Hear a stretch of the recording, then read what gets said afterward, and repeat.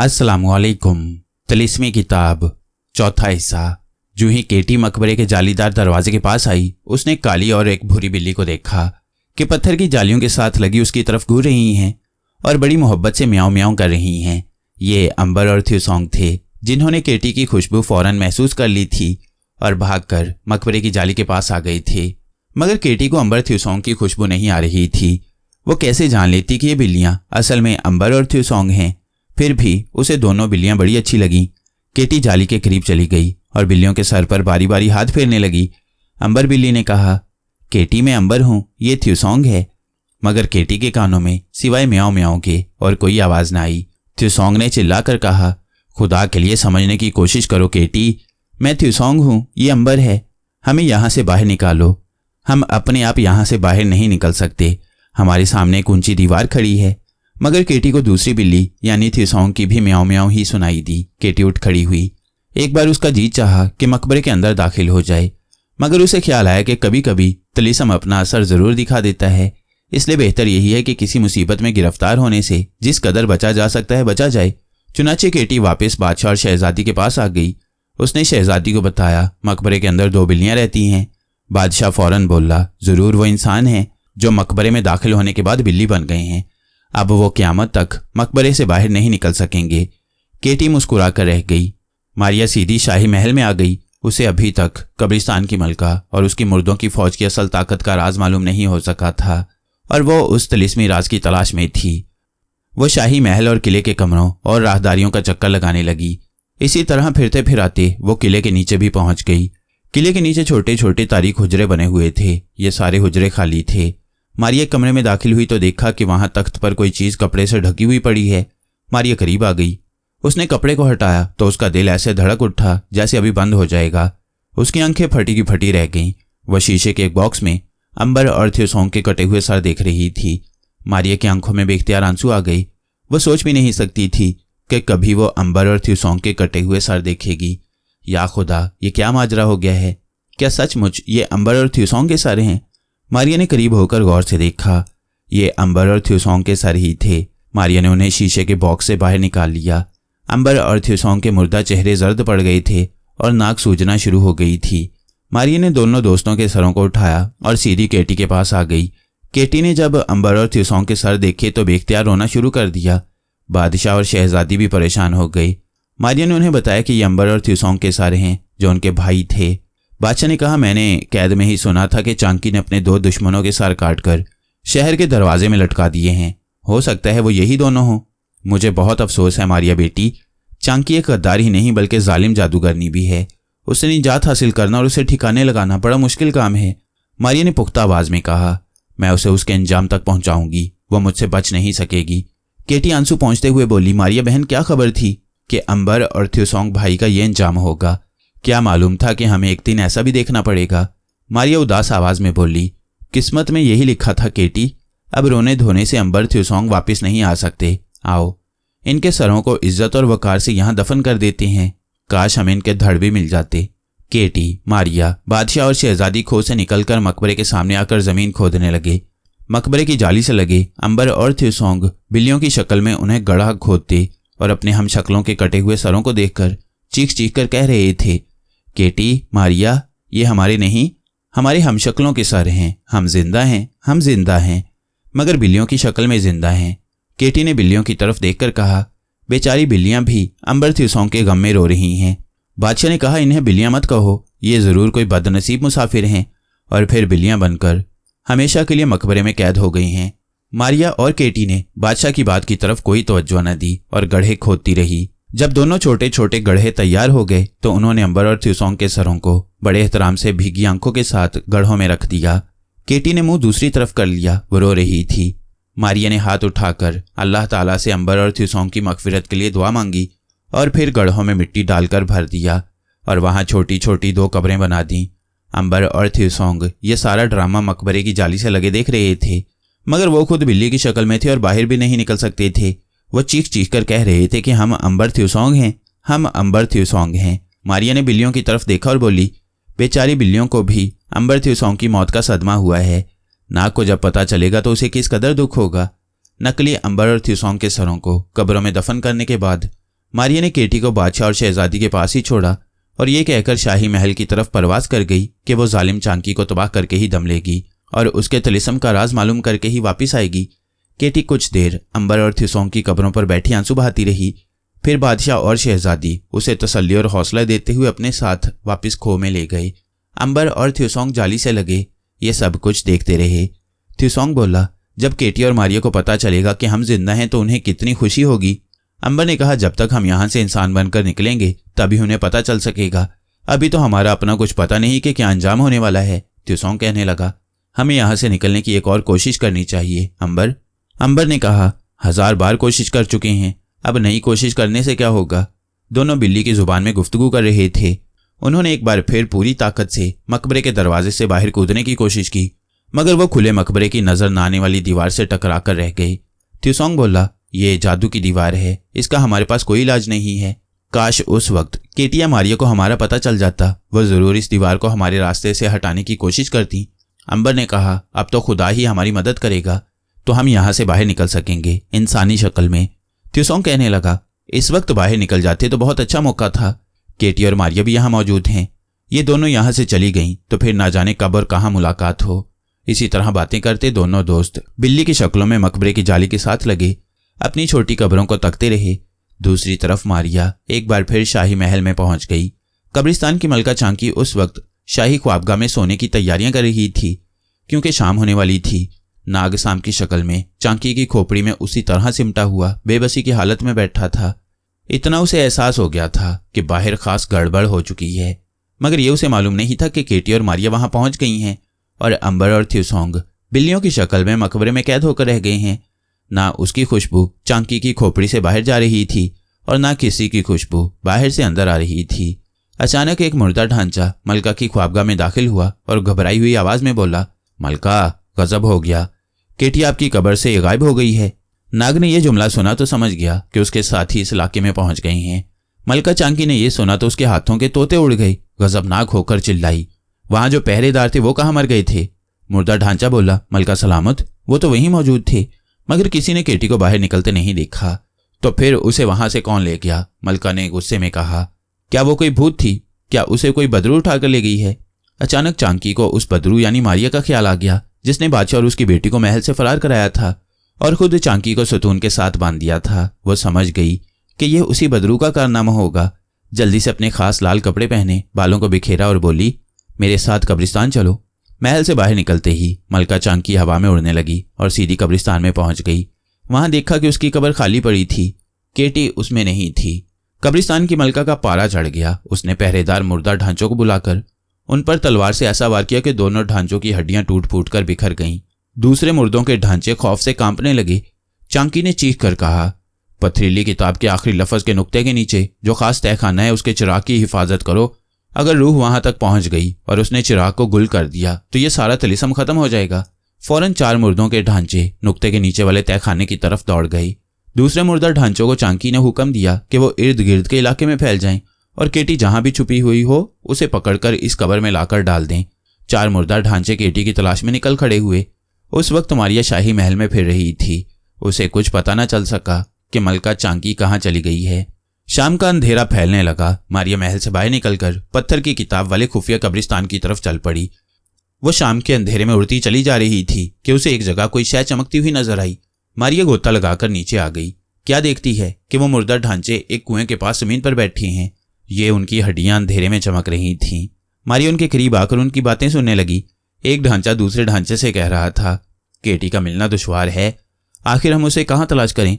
दूसरा ढांचा कहने लगा, उसे जरूर वही भूत या रूह निकाल कर ले गई है जिसने बादशाह की जान बचाई थी और हमारी मलका को सुतून के साथ बांध दिया था। पहला ढांचा बोला, ये कोई जबरदस्त जादूगरनी की रूह लगती है, तुम देख लेना वो एक दिन हमारी मलका चांकी को भी शिकस्त दे देगी। दूसरे ढांचे ने कहा, जब तक पथरीली किताब के सफ़े के आखिरी लफ्ज के नुक्ते के नीचे जलता हुआ दिया नहीं बुझा दिया जाता, हमारी मलका को कोई शिकस्त नहीं दे सकता। मारिया के कान खड़े हो गए। यही वो राज था जिसको जानने के लिए वो बेचैन थी। वो खामोशी से उनकी बातें सुनने लगी। पहला ढांचा कह रहा था, तुम ठीक कहते हो, उस तिलिस्मी चिराग तक दुनिया का कोई इंसान नहीं पहुंच सकता, उसकी जबरदस्त हिफाजत की जा रही है। कमबख्त, अगर वह चिराग बुझ गया तो हमारी भी ताकत खत्म हो जाएगी और हमारी हड्डियां मिट्टी बनकर जमीन में मिल जाएंगी। पहला ढांचा उठ खड़ा हुआ और कहने लगा, चलो भाई, जो कसम खाई है उसे पूरा करें, केटी को कहीं तलाश करें। मारिया वहां से एकदम फिजा में बुलंद हो गई। वो एक जबरदस्त ताकत और नए इरादे और अज़ाइम के साथ फिजा में परवाज कर रही थी। उसका रुख सहरा में पड़ी पत्थर की बड़ी किताब की जानिब था।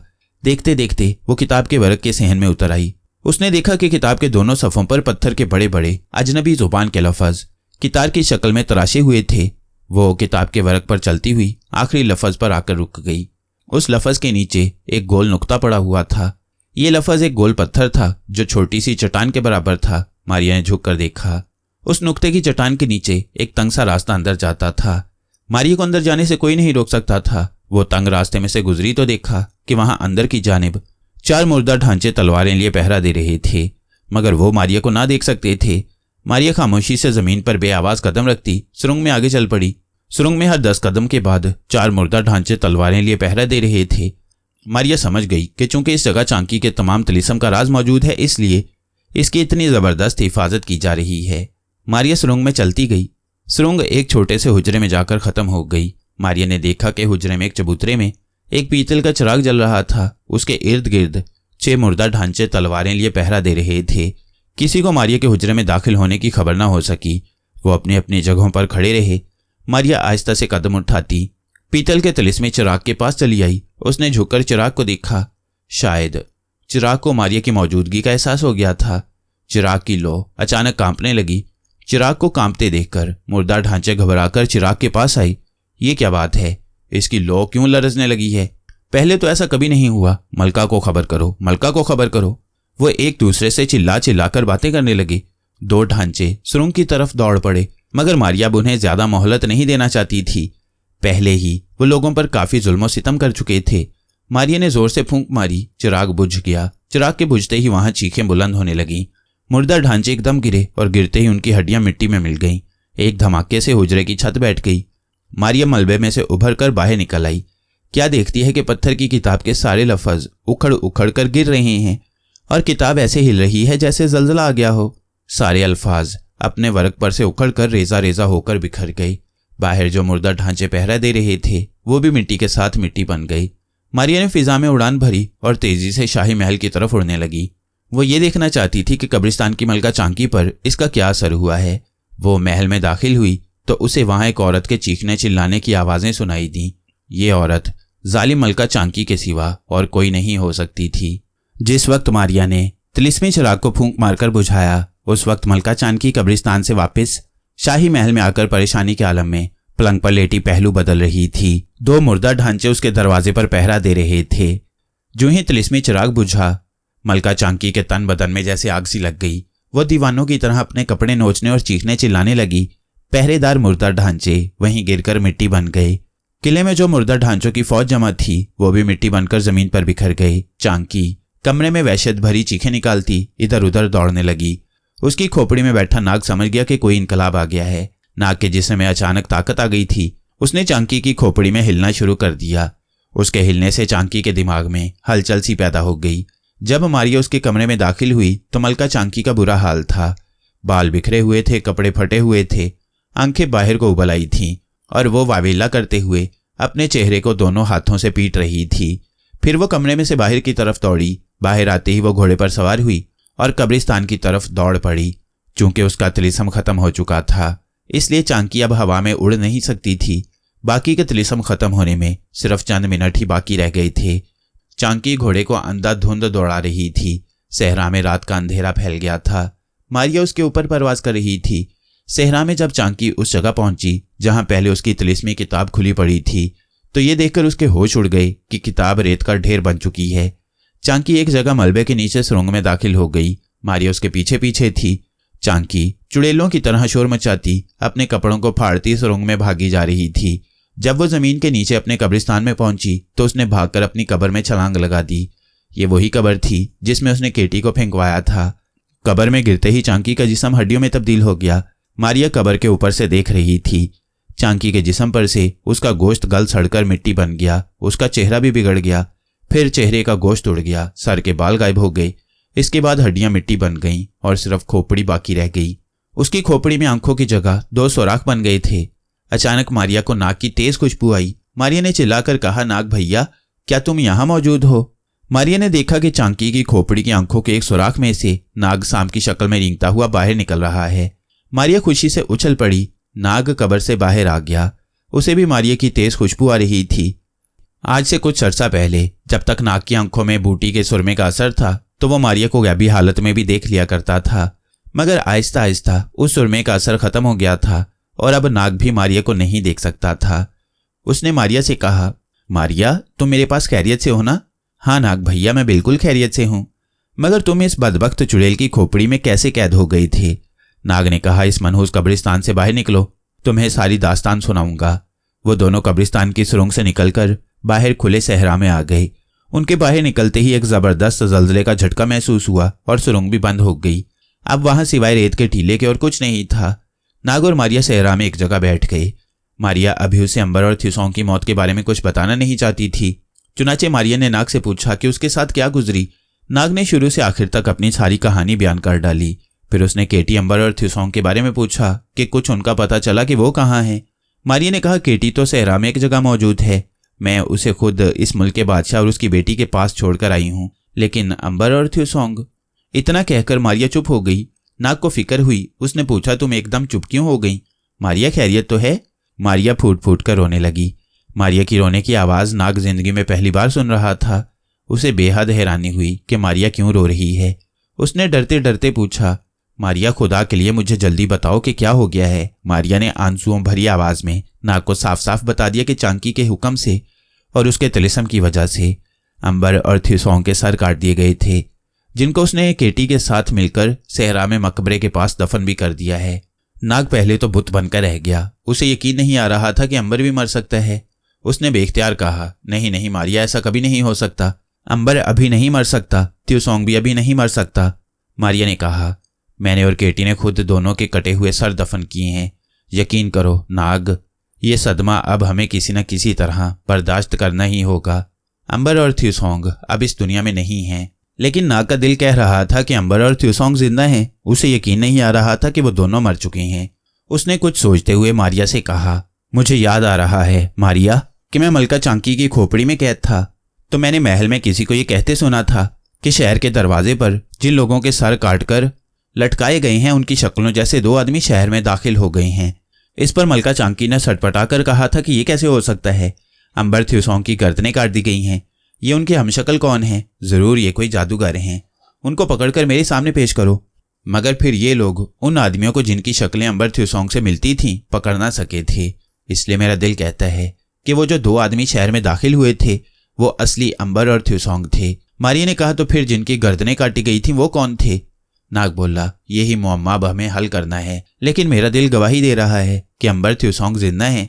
आओ केटी के पास चलते हैं। नाग ने फौरन सांप की शक्ल बदली। मारिया ने उसे अपनी कलाई पर लपेटा और फिजा में बुलंद होकर उस मकबरे की तरफ उड़ने लगी जहां केटी बादशाह और उसकी बेटी को वो छोड़ आई थी। केटी ने नाग को देखा तो खुशी से उसकी आंखों में आंसू आ गई। फिर उसने बड़ी दुख भरी आवाज में नाग को अंबर थ्यूसोंग की मौत की खबर सुनाई और उनकी कब्रें भी दिखाई। नाग ने जो बात मारिया को सुनाई थी वही केटी को भी सुना दी। मारिया और शहजादी ने भी इसकी तायद की कि उन्होंने भी ये सुना था कि जिन दो आदमियों की गर्दनें शहर के दरवाजे में लटकाई गई हैं उनके दो हमशक्ल इंसान जिंदा हालत में शहर में दाखिल हुए हैं। केटी नाग का मुंह तकने लगी। नाग, क्या ऐसा हो सकता है कि अंबर और थ्यूसोंग जिंदा हों? खुदा करे कि वो जिंदा हों। नाग ने कहा, यकीन करो वो जिंदा हैं। वो जो दो आदमी शहर में दाखिल हुए थे वही अंबर और थ्यूसोंग थे। केटी बोली, तो फिर ये कटे हुए सर किन के थे? इनकी शक्लें तो हूबहू अंबर और थ्यूसोंग की थीं, क्यों मारिया? मारिया ने भी यही कहा कि हाँ, वो अंबर और थ्यूसोंग के सर ही थे। नाग बोला, चलो कब्रें खोदकर मुझे वो सर दिखाओ। नाग, केटी, मारिया, बादशाह और उसकी बेटी खो से बाहर निकल आए। मारिया ने उन्हें यह खुशखबरी सुना दी थी कि मनहूस चांकी मर चुकी है, उसकी मुर्दा ढांचों की तिलिस्मी फौज भी तबाह हो चुकी है और अब बादशाह अपनी बेटी के साथ खुशी खुशी अपने महल में वापस जा सकता है। मगर बादशाह और शहजादी ने कहा कि हमें अंबर थ्यूसोंग का अफसोस है, जब तक उनकी मौत का मुअम्मा हल नहीं हो जाता हम महल में वापस नहीं जाएंगे। नाग का तारुफ मारिया ने बादशाह और शहजादी से अपना भाई कहकर कराया था और उन्हें यह नहीं मालूम था कि नाग असल में नाग देवता है। ये बताने की जरूरत भी नहीं थी। बाहर आकर उन्होंने दोनों कब्रें खोदना शुरू कर दी। अंबर और थ्यूसोंग को नाग की खुशबू आई तो वो भागकर मकबरे की जालियों के साथ आकर लग गई। अंबर ने खुश होकर थ्यूसोंग से कहा, थ्यूसोंग, वो देखो नाग भी आ गया है। थ्यूसोंग ने खुश होकर आवाज बुलंद की, नाग, हम यहाँ हैं। हम अंबर और थ्यूसोंग हैं, हम बिल्लियां नहीं हैं। हमें यहाँ से निकालो। नाग ने जब मकबरे की जालियों के पीछे बिल्लियों के शोर मचाने की आवाज सुनी तो केटी से पूछा कि ये बिल्लियां क्यों शोर मचा रही हैं। केटी ने कहा, ये मकबरे की बिल्लियां हैं, यूं ही शोर मचाती रहती हैं। लेकिन जब बादशाह ने नाग को बताया कि यह बिल्ली का तिलिस्मी मकबरा है और इसके बारे में मशहूर है कि यहाँ जो आदमी एक बार दाखिल हो जाए वह बिल्ली बनकर फिर कभी बाहर नहीं निकल सकता, तो नाग का माथा ठिनका। मगर उसने मारिया और केटी से कोई बात न की और खामोश रहा। जब दोनों गड्ढे खोदे जा चुके तो नाग ने कहा, अंबर और थ्यूसोंग के सर कहाँ हैं। दोनों गड्ढे खाली थे, उनमें ना अंबर का सर था और ना थ्यूसोंग का ही सर था। केटी ने हैरान होकर कहा, मगर हमने खुद दोनों के सर यहाँ दफन किए थे, क्यों मारिया? मारिया भी हैरान हो रही थी, कहने लगी, क्यों नहीं, मैंने खुद दोनों सरों को अपने हाथों से इस गड्ढे में रखकर ऊपर मिट्टी डाली थी। बादशाह और शहजादी भी फटी फटी आंखों से खाली गड्ढों को तक रहे थे। चांद निकल आया था और उसकी रोशनी चारों तरफ बिखरी हुई थी। दोनों गड्ढे बिल्कुल खाली पड़े थे। नाग ने कहा, इन गड्ढों को मिट्टी से बंद कर दो, मैंने अंबर और थ्यूसोंग का सुराग लगा लिया है। क्या मतलब है तुम्हारा? केटी ने ताजुब से पूछा। मारिया भी नाग का मुंह तकने लगी। बादशाह और शहजादी भी खामोश थे। नाग ने मकबरे की जालियों की तरफ इशारा किया जहां दोनों बिल्लियां अभी तक शोर मचा रही थीं। ये लोग बिल्लियों का शोर समझ रहे थे, बल्कि हकीकत में अंबर और थ्यूसोंग बिल्लियों की आवाजों में नाग, केटी और मारिया को अपनी तरफ बुला रहे थे। नाग मकबरे की तरफ बढ़ा तो बादशाह ने उसे फौरन रोक कर कहा, नाग बेटा, उस तरफ मत जाना, वहां जाना खतरनाक है। नाग ने बादशाह की बात पर कोई तवज्जो न दी और मकबरे की जाली के करीब जाकर झुककर दोनों बिल्लियों को देखने लगा। नाग को अपनी तरफ देखते हुए अंबर और थ्यूसोंग ने एक जुबान होकर कहा, नाग, हम अंबर थ्यूसोंग हैं, हम बिल्लियां नहीं हैं। मारिया और केटी भी नाग के करीब आकर बिल्लियों को तकने लगी। मारिया ने कहा, नाग भैया, तुम इन बिल्लियों को क्या देख रहे हो? नाग ने आहिस्ता से कहा, मारिया, मुझे यकीन है कि ये बिल्लियां नहीं हैं, बल्कि अंबर और थ्यूसोंग हैं। केटी और मारिया भी अब खुली आंखों से दोनों बिल्लियों को गौर से देख रही थीं। मारिया ने आहिस्ता से पूछा, क्या ये बिल्लियां अंबर और थ्यूसोंग हैं? अंबर ने चीख कर कहा, मारिया, मैं अंबर हूं, ये थ्यूसोंग है। केटी ने पूछा, नाग, तुम कैसे कह सकते हो कि ये अंबर और थ्यूसोंग हैं, बिल्लियां नहीं हैं? अब बादशाह उनके करीब आ गया और बोला, हो सकता है अंबर और थ्यूसोंग शहर के लोगों से बचकर यहाँ मकबरे में आकर छुप गए हों। इन्हें क्या पता था कि यह तिलिस्मी बिल्ली का मकबरा है। चुनाचे मकबरे में दाखिल होते ही बिल्लियां बन गई हों और फिर बाहर ना निकल सके हों। नाग ने आहिस्ता से सर हिलाते हुए कहा, बादशाह का ख्याल बिल्कुल दुरुस्त है, ऐसा ही हुआ है। ये दोनों बिल्लियां नहीं बल्कि अंबर और थ्यूसोंग हैं। दोनों बिल्लियां खुशी से उछलने लगीं, जाली के पीछे कलाबाजियां खाने लगीं। नाग ने केटी से कहा, देखो, इन्होंने हमारी बात सुन ली है, वो किस कदर खुश हो रही हैं। फिर नाग ने बिल्लियों को करीब बुलाया। दोनों बिल्लियां यानी अंबर और थ्यूसोंग लपक कर पत्थर की जाली के साथ लग गई। नाग ने उनके सरों पर आहिस्ता से हाथ फेरा और कहा, मुझे नहीं मालूम कि तुम में अंबर कौन है और थ्यूसोंग कौन है, मगर अब यह साबित हो गया है कि तुम अंबर और थ्यूसोंग हो। मेरे प्यारे दोस्तों, घबराओ नहीं, हम बहुत जल्द तुम्हें इस कैद से निजात दिला देंगे। दोनों बिल्लियों ने खुशी से उछलकर पीछे को कलाबाजी लगाई और वापस जाली के साथ आकर लग गईं। मारिया ने कहा, वाकई ये बिल्लियां तो खुश हो रही हैं। नाग भैया, खुदा के लिए कुछ करो, ये अंबर थ्यूसोंग ही हैं। बादशाह ने कहा, तुम में से अगर कोई मकबरे में गया तो वो भी बिल्ली बन जाएगा और फिर कभी बाहर नहीं आ सकेगा। इस बात का मेरे बच्चों ख्याल रखना। नाग ने उस तरफ देखा जिस तरफ से मारिया की बड़ी तेज खुशबू आ रही थी, फिर कहा, मारिया, बादशाह सलामत और शहजादी साहिबा को इनके शाही महल में क्यों नहीं ले जाती? रियाया और शाही महल के दरबारी इनका बेताबी से इंतजार कर रही हैं। मारिया समझ गई कि नाग बादशाह और शहजादी को वहां से रुखसत करना चाहता है। शहजादी ने जल्दी से कहा, लेकिन नाग भैया, हमें अंबर और थ्यूसोंग की बड़ी फिक्र है। नाग ने मुस्कुराते हुए कहा, आप लोग अपने राजपाट को संभाल लें, खुदा ने चाहा तो हम बहुत जल्द अंबर और थ्यूसोंग को लेकर खुद आपकी खिदमत में हाजिर होंगे। मारिया ने कहा, बादशाह सलामत, रात हो गई है, आप लोग मेरे साथ शाही महल में चलें, राया आपके इंतजार में है। सारा महल आंखें बिछाए मुंतजिर है। बादशाह भी समझ गया। उसने केटी और नाग का शुक्रिया अदा किया। अंबर और थ्यूसोंग को साथ लेकर शाही महल में आने की ताकीद की और मारिया के साथ शाही महल की तरफ रवाना हो गया। शहजादी भी उसके साथ थी। उसके जाने के बाद केटी और नाग बिल्ली के मकबरों की जालियों के बाहर की जानिब बरामदे में जमीन पर बैठे बिल्लियों को गौर से देखते हुए आपस में बातें करने लगे। केटी कहने लगी, नाग भैया, इस मकबरे के बारे में ये रवायत सच्ची महसूस होती है कि इसके अंदर जो कोई जाता है बिल्ली बन जाता है और बाहर नहीं निकल सकता। देख लो, अंबर और थ्यूसोंग के साथ भी ऐसा ही हुआ। अगर ये अंबर और थ्यूसोंग हैं तो। इस पर थ्यूसोंग बिल्ली ने जोर से म्याऊं म्याऊं किया। नाग बोला, इस बिल्ली को ख्वाह ये अंबर है या थ्यूसोंग, तुम्हारी आखिरी बात पसंद नहीं आई। केटी बोली, तुम्हारा क्या ख्याल है, हमें इन बिल्लियों को यहाँ से कैसे बाहर निकालना चाहिए? क्योंकि मुमकिन है मकबरे से निकलते ही ये दोनों इंसानी शक्ल में वापस आ जाएं। नाग बोला, ये बिल्लियां खुद बाहर आना चाहती हैं, मगर लगता है कि इनके सामने कोई तिलिस्मी दीवार आ जाती है जिसको ये अपने सामने से हटा नहीं सकते। केटी ने कहा, मारिया को मकबरे के अंदर भेजना भी खतरनाक हो सकता है, क्योंकि मुमकिन है उस पर भी मकबरे का जादू असर कर जाए। इससे पहले हम सब पर जादू अपना असर दिखाते रहे हैं। नाग बोला, इससे तो यही बेहतर है कि मैं खुद मकबरे के अंदर चला जाऊं। आखिर किसी न किसी को तो अंदर जाकर इन बिल्लियों को बाहर निकालना ही होगा, क्योंकि जब तक ये बिल्लियां बाहर नहीं आएंगी ये बात साबित नहीं हो सकेगी कि ये अंबर और थ्यूसोंग ही हैं कि नहीं। केटी जल्दी से कहने लगी, तुम्हारा ख्याल तो बिल्कुल ही मुनासिब नहीं है, क्योंकि मारिया तो गायब होती है, वो तो दोनों बिल्लियों को उठाकर गायबी हालत में तिलिस्मी दीवार में से गुजर सकती है, जबकि तुम ऐसा नहीं कर सकोगे, मैं भी ऐसा नहीं कर सकती। नाग ने कहा, लेकिन अगर इस मकबरे के अंदर सचमुच कोई तिलिस्म है तो फिर मारिया भी किसी तिलिस्म में फंस सकती है। केटी ने कहा, मेरा ख्याल है हमें मारिया के आने का इंतजार करना चाहिए। वो आएगी तो फिर इस पर गौर करेंगे कि किसे मकबरे के अंदर जाना चाहिए। वो ये बातें कर रहे थे और अंबर और थ्यूसोंग को अपने जिस्म में एक अजीब सी तब्दीली आती महसूस होने लगी। दोनों ने एक ही वक्त में महसूस किया कि उनके जिस्मों से ताकत ज़ाया होने लगी है। सबसे पहले दोनों की जुबानें बंद हो गईं, अब वो बोल नहीं सकते थे। नाग ने बिल्लियों की तरफ देखकर कहा, केटी, तुमने महसूस नहीं किया कि दोनों बिल्लियां खामोश हो गई हैं? वो बोल नहीं रही। केटी भी गौर से बिल्लियों की तरफ तकने लगी। बस वैसे ही चुप हो गई होंगी। वैसे मेरा ख्याल है कि ये अंबर थ्यूसोंग नहीं है। अंबर बिल्ली और थ्यूसोंग बिल्ली ने चिल्लाकर कहना चाहा कि हम ही हैं, अंबर और थ्यूसोंग, मगर उन्हें महसूस हुआ कि उनके हलक से किसी किस्म की भी आवाज़ नहीं निकल सकती। फिर उन पर कमजोरी छाने लगी और वह आहिस्ता से पत्थर की जाली से हट गए। केटी ने कहा, बिल्लियां पीछे जा रही हैं नाग भैया। नाग ने भी बिल्लियों को मज़ार के पीछे कोठरियों की तरफ जाते देखा तो बोला, मेरा ख्याल है मैं अंदर जाता हूँ। इस पर केटी ने नाग का बाजू पकड़कर पीछे खींच लिया। नहीं नहीं नाग, तुम्हें बड़ी मुश्किल से पाया है, कहीं मकबरे में जाकर तुम भी अंबर थ्यूसोंग की तरह गुम ना हो जाओ। अभी ठहरो, मारी आएगी तो फिर देखा जाएगा। नाग खामोशी से मकबरे के अंधेरे में बिल्लियों को जाते देखता रहा। असल में अंबर और थ्यूसोंग खुद नहीं जा रहे थे, बल्कि कोई गुमनाम ताकत उन्हें मकबरे के तंगो तारीख हुजरों की तरफ खींचे लिए जा रही थी। वो एक दूसरे से भी बात नहीं कर सकते थे।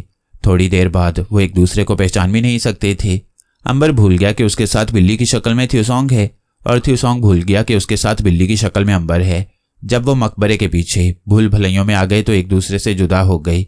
अंबर को सिर्फ इतना याद था कि वो अंबर है और अपने साथियों से जुदा हो गया है। उसे ये बिल्कुल याद नहीं था कि अभी अभी उसके साथ थ्यूसोंग था और वो नाग केटी और मारिया को बातें करते सुन रहा था, देख रहा था।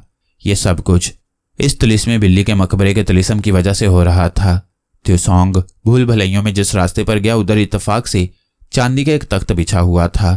थ्यूसोंग चूंकि खलाई मखलूक था और उसके खून में चांदी के ज़रात ज्यादा थे, इसलिए चांदी के तख्त के करीब आते ही थ्यूसोंग को एक झटका लगा और चांदी का तख्त उसके सामने उलटकर दूर जा गिरा।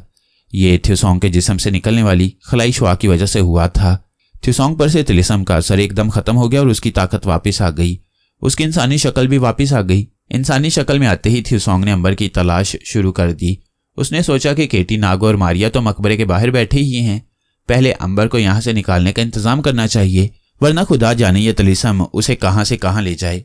थ्यूसोंग भूल भलैयों में अंबर को बिल्ली की आवाज़ में बुलाने लगा, मगर भूल भलैयों में कोई रास्ता बाहर नहीं जाता था। हर रास्ता दूसरे रास्ते से मिल जाता था। थ्यूसोंग की नज़र अचानक अंबर पर पड़ी। वो उसकी तरफ लपका। उसने आवाज़ दी, मगर अंबर ना रुका। उस पर तिलिस्म का असर था। वो एक तरफ भागने लगा। थ्यूसोंग भी उसके पीछे दौड़ा। भूल भलैयों का ये रास्ता नीचे जा रहा था। अंबर आगे आगे बिल्ली की शक्ल में भाग रहा था और थ्यूसोंग उसके पीछे पीछे भाग रहा था। थ्यूसोंग ने महसूस किया कि उनके गिर्द अंधेरा गहरा होता जा रहा है। रास्ता भी एक बहुत बड़े पाइप में बदलता जा रहा है। उसे मालूम हुआ कि वो एक पाइप में दौड़ रहा है। अंबर बिल्ली उसे नजर नहीं आ रहा था। थ्यूसोंग ने रुकना चाहा, मगर उसके पाँव ने रुकने से इनकार कर दिया। थ्यूसोंग के इंसानी पाँव अपने आप पाइप में दौड़ते चले जा रहे थे। फिर थ्यूसोंग को अपने पीछे ऐसी आवाज़ आई जैसे कोई बहुत बड़ा तूफान फुंकारता चला रहा हो। इसके साथ ही पानी की एक बहुत बड़ी और बोझल दीवार पीछे से टकराई और वह पानी में कलाबाजियां खाता आगे बहने लगा।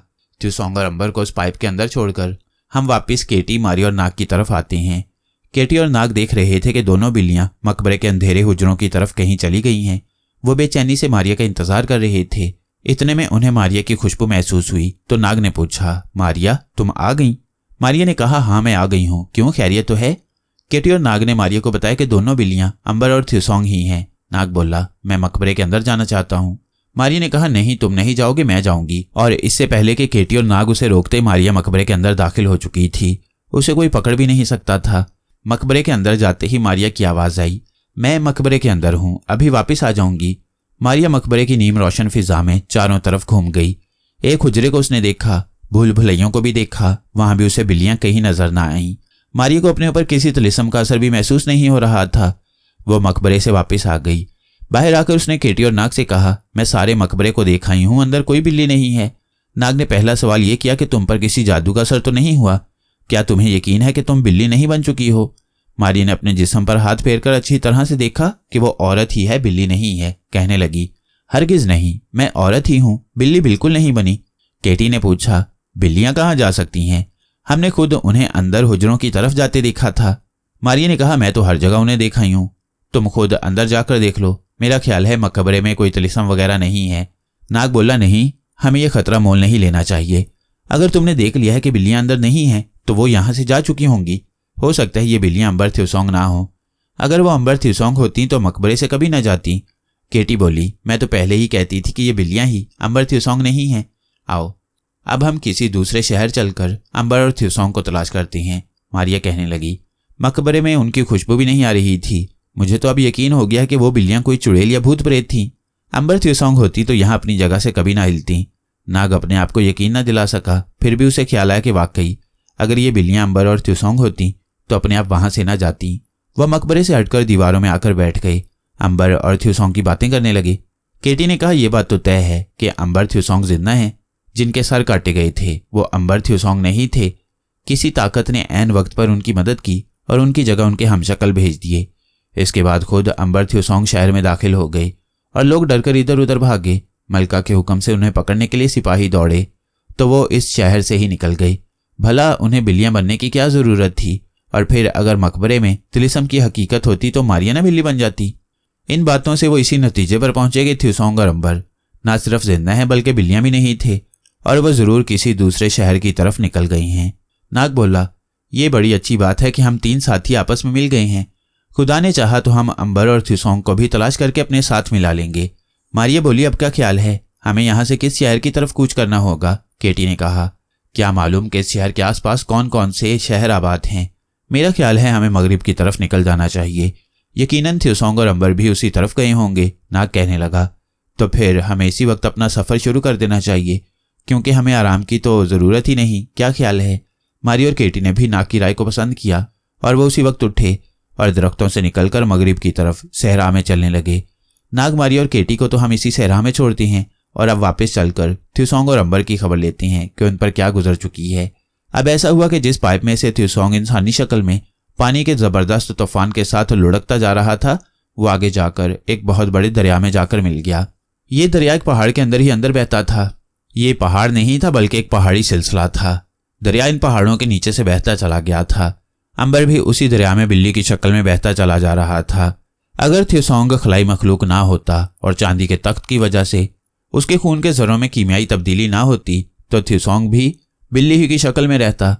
दोनों यानी थ्यूसोंग और अंबर इसी पहाड़ों के नीचे वाले दरिया में एक दूसरे से बेखबर, एक दूसरे से आगे पीछे बहते चले जा रहे थे। उनके ऊपर पहाड़ की छत थी, नीचे दरिया था। दाएं बाएं पहाड़ों की पथरीली स्याह दीवारें थीं। एक बहुत बड़ी सुरंग थी जिसमें से दरिया शोर मचाता तेज रफ्तारी से आगे ही आगे बढ़ता चला जा रहा था। अंबर जो कि बिल्ली की शक्ल में था, थ्यूसोंग से कोई एक फरलांग आगे दरिया में बह रहा था और लड़खनियां खाता चला जा रहा था, जबकि थ्यूसोंग उससे एक फरलांग पीछे दरिया की मौजों पर ऊपर नीचे उछलता आ रहा था। अंबर अगरचे बिल्ली की शक्ल में था, मगर उसे इतना एहसास था कि वो अंबर है और तिलिस्म की वजह से बिल्ली बन गया है। उसे यह भी एहसास होने लगा था कि थ्यूसोंग भी थोड़ी देर पहले बिल्ली की शक्ल में उसके साथ था। और मकबरे के बाहर नाग, केटी और मारिया उन दोनों को मकबरे से बाहर निकालने के बारे में मशवरे कर रहे थे। ये एक नया एहसास अंबर के जहन में पैदा हो गया था। उसे पुरानी सारी बातें याद आना शुरू हो गई थीं। दरिया की रफ्तार बहुत तेज थी। फिर सुरंग चौड़ी और कुशादा होने लगी। दरिया की रफ्तार भी मध्यम पड़ गई। दरिया का जोश खत्म हो गया। फिर सुरंग में रोशनी आने लगी। अंबर ने एक बात यह भी महसूस की कि बिल्ली की शक्ल में भी ना तो उसे सर्दी लग रही थी और ना उसके जिस्म में पानी दाखिल हुआ था। गोया उसकी गैर फानी ताकत उसके पास ही थी, यानी वो मर नहीं सकता था। अंबर को किसी हद तक तसल्ली हुई। उसे इस बात का अफसोस था कि वो नाग केटी और मारिया से एक बार फिर करीब आकर बिछड़ गया। उसको ये भी ख्याल था कि मुमकिन है थ्यूसोंग भी उसके पीछे पीछे ही आ रहा हो। दरिया पहाड़ों के नीचे से बाहर निकल आया। अंबर ने आसमान की तरफ देखा। आसमान पर जर्द रंग का पूरा चांद निकला हुआ था। सुरंग में जो रोशनी आई थी वो चांदनी की थी। सितारे भी कहीं कहीं निकले हुए थे। अंबर बिल्ली की शक्ल में दरिया की पुरसुकून लहरों पर किनारे की तरफ तैरने लगा। किनारे पर चांदनी रात में उसे दूर दूर सरों और साइप्रस के दरख्तों की कितारें और उनके दरमियान पहाड़ी ढलानों और मैदानों में सफेद सफेद सतूनों वाले रोमन तर्ज के मकान दिखाई दिए। अंबर सोचने लगा कि कहीं वो पुराने रोम के जमाने में तो नहीं आ गया। उसने दरिया में अपने पीछे की जानिब देखा। उसका ख्याल था कि शायद थ्यूसोंग पीछे पीछे आ रहा हो, मगर चांदनी में उसे थ्यूसोंग दरिया में आता कहीं नजर न आया, क्योंकि उसे कोई ऐसी बिल्ली या बला नजर न आई जो दरिया की लहरों पर तैरती चली आ रही हो। उसे यह हरगिज इल्म नहीं था कि थ्यूसोंग इंसानी शक्ल में वापस आ चुका है। दूसरी तरफ थ्यूसोंग को भी ये इल्म नहीं था कि अंबर भी इसी दरिया में बह रहा है। वो अंबर से काफी पीछे दरिया में तैरता चला रहा था, मगर अभी तक वो पहाड़ियों के अंदर ही था। अंबर तैरता तैरता दरिया के किनारे पर आ गया। चांदनी रात में बड़ा खुशनुमा मंजर था। मौसम खुशगवार था। रात की ठंडी हवा चल रही थी। अंबर बिल्ली की शक्ल में एक तरफ बाग में दौड़ गया। वो बाग में पौधों के साथ साथ चलता एक खुली जगह पर आ गया। क्या देखता है कि सामने एक ऊंची जगह पर एक शानदार महल बना हुआ है। महल के सफेद सतून चांदनी में चमक रही हैं। अंबर करीब पहुंचा तो उसने देखा कि महल ज्यादा बड़ा नहीं है। ये किसी बादशाह का नहीं बल्कि किसी अमीर सौदागर या जागीरदार का महल लगता था। इसके बाग में बड़े खूबसूरत संगमरमर के इंसानी मुजस्मे लगे हुए थे। अंबर फौरन समझ गया कि वो या तो कदीम यूनान या कदीम रोम के जमाने में निकल आया है। उसने एक निगाह पीछे डाली कि शायद थ्यूसोंग भी बिल्ली की शक्ल में चला आ रहा हो, मगर उसे अपने पीछे कोई बिल्ली दिखाई ना दी। थ्यूसोंग और अंबर जिस जमाने में आ गए थे वो सिकंदर आजम का जमाना था। उस वक्त यूनान का मुल्क छोटी छोटी शहरी रियासतों में तकसीम हो चुका था और ये रियासतें आपस में लड़ती रहती थी, जिसकी वजह से यूनान कमजोर हो चुका था और दुश्मन इस पर हमला करने के बारे में सोच रहे थे कि यूनान के शुमाल में एक छोटी सी रियासत मकदूनिया में सिकंदर आजम पैदा हुआ। जिस वक्त अंबर यूनान के इस छोटे से शहर मकदूनिया में दाखिल हुआ तो वहां सिकंदर आजम के बाप फिलिप की हुकूमत थी और सिकंदर आजम अभी यूनान का बादशाह नहीं बना था। सिकंदर आजम के बाप को शहर के एक जागीरदार ने हलाक करने की साजिश कर रखी थी। जिस मकान के बाग में अंबर बिल्ली की शक्ल में नमूदार हुआ था वह मकान उसी जागीरदार का था जो रियासत मकदूनिया का पार्लियामेंट का मेंबर भी था। इस मकान में जागीरदार फिलिप्स के महल के एक नौकर के पास बैठा उसे समझा रहा था कि सिकंदर के बाप को हलाक करने के लिए उसे क्या करना होगा। अंबर काली बिल्ली की शक्ल में संगमरमर के वीरान सुनसान बरामदे में से गुजरकर एक खिड़की में से पर्दा हटाकर खूबसूरत कालीन वाले बड़े कमरे में दाखिल हुआ तो उसने देखा कि कोने में दो आदमी बैठे बातें कर रही हैं। उनमें एक जागीरदार था और दूसरा शाही महल का मुलाजिम था। लैंप की रोशनी धीमी कर दी गई थी। जागीरदार उसे सुर्ख रंग का एक जहरीला सेब देकर कह रहा था, ऐन मौका पर तुम्हें यह जहरीला सेब खास तौर पर शाह फिलिप को पेश करना होगा। तुम कहोगे कि वीनस के शाह की बेटी ने यह सेब खास तौर पर आपके लिए भेजा है। इसके बाद तुम्हारा काम खत्म हो जाएगा। फिलिप ने सेब खा लिया तो उसके 2 घंटे के बाद उसकी मौत हो जाएगी। तुम महल से निकलकर सीधा मेरे पास यहाँ आ जाना। यहाँ तुम्हारा इनाम 1 लाख सोने के सिक्कों की शक्ल में चमड़े के थैले में पड़ा होगा और 2 बरकरफ्तार घोड़े तुम्हारा इंतजार कर रहे होंगे। तुम यहाँ से उसी वक्त निकलकर यूनान के दूसरे शहर में चले जाओगे जहां तुम्हें फिर कोई नहीं पकड़ सकेगा। अंबर यह सब कुछ गौर से सुन रहा था। वो समझ गया कि वो कदीम यूनान में सिकंदर आजम के जमाने में आ गया है और यहाँ सिकंदर आजम के बाप को हलाक करने की साजिश हो रही है। जागीरदार ने जहरीला सेब नौकर को इसी मकसद के लिए दिया है। नौकर ने जहरीला सेब थैले में छुपा कर रखा और यूनानी अंदाज में जागीरदार को सलाम करके बाहर निकल आया। अंबर भी दूसरी तरफ से बाहर बाग में आ गया। नौकर का रिथ बाहर खड़ा था। जब वो रिथ में सवार होकर चलने लगा तो अंबर भी छलांग लगाकर रिथ में एक तरफ सवार हो गया। वो बिल्ली की शक्ल में था। शाही नौकर उसे न देख सका। शाही नौकर सीधा फिलिप के शाही महल में दाखिल हो गया। अपने मकान में आकर उसने रिथ एक तरफ खड़ा कर दिया और खुद कमरे में जाकर जहरीले सेब को अपने सरहाने के नीचे रखकर सो गया। अंबर ने सारी रात वहीं मकान की छत पर गुजार दी। यह मकान शाही महल के अहाते में ही था। दिन निकला तो अंबर शाही महल की तरफ चला। यहाँ बाग में कनीज़ें और यूनानी गुलाम रंग बरंग लिबास में चल फिर रहे थे। आखिर वो महल के उस बड़े कमरे में दाखिल हो गया जहां रात की दावत के लिए जबरदस्त इंतजामात हो रहे थे। अंबर उसी बड़े कमरे में एक सतून के पीछे छुपकर बैठ गया। जब रात हुई तो मेहमान आना शुरू हो गई। फिर बादशाह फिलिप भी आ गया। दावत शुरू हो गई। बड़ी शानदार दावत थी। साजों पर मौसीकी के सुर बुलंद हो रहे थे। नौकर और कनीजें फल और मिठाइयां लिए चल फिर रहे थे। हर तरफ कह बुलंद हो रहे थे। अंबर ने उस नौकर को देख लिया जो जहरीला सेब एक प्लेट में रखे शाह फिलिप की तरफ बढ़ रहा था। अंबर ने नौकर पर छलांग लगा दी। नौकर के हाथ से प्लेट गिर गई और सेब उसमें से लड़खनियां खाता पता नहीं किधर चला गया। सारे महल में शोर मच गया कि ये बिल्ली कहां से आ गई है। सिपाहियों ने मिलकर बिल्ली को काबू किया। हबशी गुलाम ने सिपाहियों से बिल्ली को ले लिया और काली बिल्ली यानी अंबर को पकड़कर गार वाले मकान में पहुंचा दिया। हबशी गुलाम अंबर बिल्ली को लोहे के जाल में जकड़े घोड़े पर बैठा दरिया किनारे तेजी से चला जा रहा था। वहां एक जादूगरनी रहती थी। जादूगरनी का मकान वहां से 4 कोस के फासले पर था।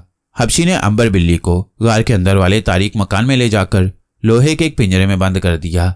अंबर बिल्ली के पास वो ताकत नहीं थी कि वो पिंजरे की सलाखें तोड़कर आजाद हो जाता। वो परेशानी और बेचैनी से पिंजरे में इधर उधर टहलने लगा। जब रात बहुत गहरी हो गई तो अंबर बिल्ली ने एक मकरू कह की आवाज सुनी। ये यूनानी जादूगरनी थी जो हाथ में मोमबत्ती लिए तारीक कमरे में दाखिल हो रही थी।